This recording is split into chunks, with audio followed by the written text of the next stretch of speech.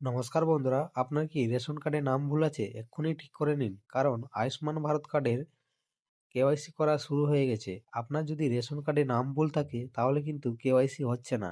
এক্ষুনি আপনি রেশন কার্ডের নামটি সংশোধন করে নিন আপনার হাতে থাকা মোবাইলের মাধ্যমে।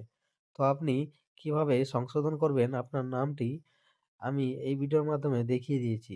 শুধু নাম নয়, আপনার যদি রেশন কার্ডে ডেট অফ বার্থ বা অভিভাবকের নাম ভুল থাকে বা অ্যাড্রেস ভুল থাকে তাহলে ঠিক করতে পারবেন আপনার মোবাইল দিয়ে।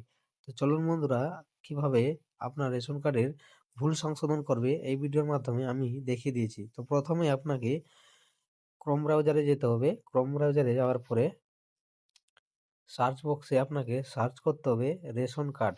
রেশন কার্ড সার্চ করলে দেখতে পাচ্ছেন প্রথমে যে ওয়েবসাইটটি এসেছে গভর্নমেন্ট অফ ওয়েস্ট বেঙ্গল, সেখানে ক্লিক করতে হবে। ক্লিক করার পরে আপনাকে থ্রি ডটে গিয়ে এখানে ডেস্কটপ সাইট মোডে করে নিতে হবে, টিক চিহ্ন দিয়ে ডেস্কটপ সাইট মোড করে নিতে হবে। করে নেওয়ার পরে দেখতে পাচ্ছেন এরকম একটা ইন্টারফেস আসবে, এই ড্যাশবোর্ডটা আসবে। ড্যাশবোর্ডটা দেখতে পাচ্ছেন সিটিজেন হোম।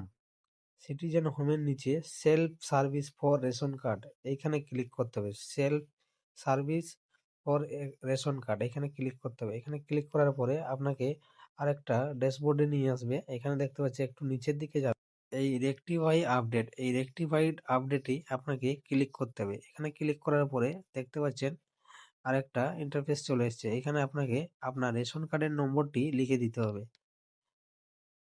আপনার রেশন কার্ডের নম্বরটি লিখে দেওয়ার পরে নিচে যে ক্যাপচার কোডটি আছে সেই ক্যাপচার কোডটিও দিয়ে দিতে হবে।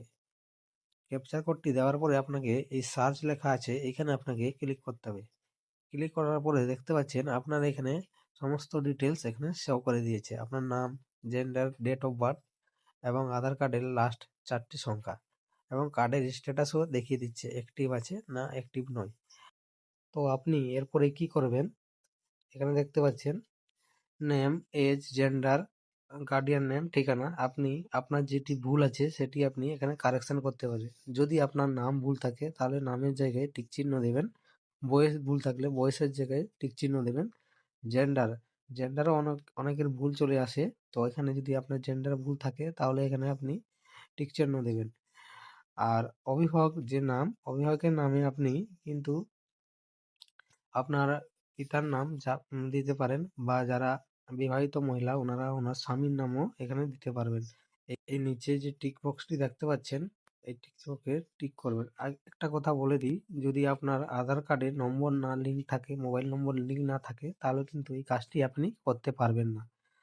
তো আপনার যেগুলো চেঞ্জ করবেন সেখানে আপনি টিক চিহ্ন দেওয়ার পরে এই আধার ওটিপি যে চেকবক্স আছে এখানে আপনি টিক চিহ্ন দিবেন। টিক চিহ্ন দেওয়ার পরে সেন্ড ওটিপি করবেন। সেন্ড ওটিপি করলে এরপরে আপনার আধারে যে মোবাইল নম্বরটি দেওয়া আছে সেই মোবাইল নম্বরে একটা ওটিপি গেছে, সেই ওটিপিটা এখানে বসিয়ে দেবেন। ওটিপিটা বসানোর পরে ওটিপি পুট করার পরে দেখতে পাচ্ছেন আপনার ডিটেলস এখানে চলে এসছে। আপনার নাম, আপনার পিতার নাম, ডেট অফ বার্থ এখানে সব চলে এসছে। এখানে আপনাকে দেখে নিয়ে দেখতে পাচ্ছেন নিচে ভেরিফাই অ্যান্ড সাবমিট, এখানে ক্লিক করতে হবে।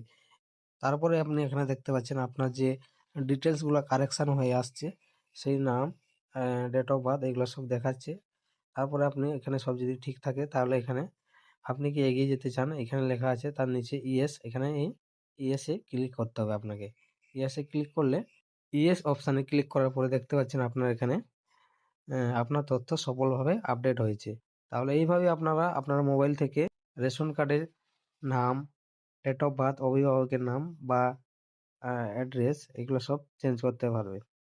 ধন্যবাদ ভিডিওটি সম্পূর্ণ দেখার জন্য।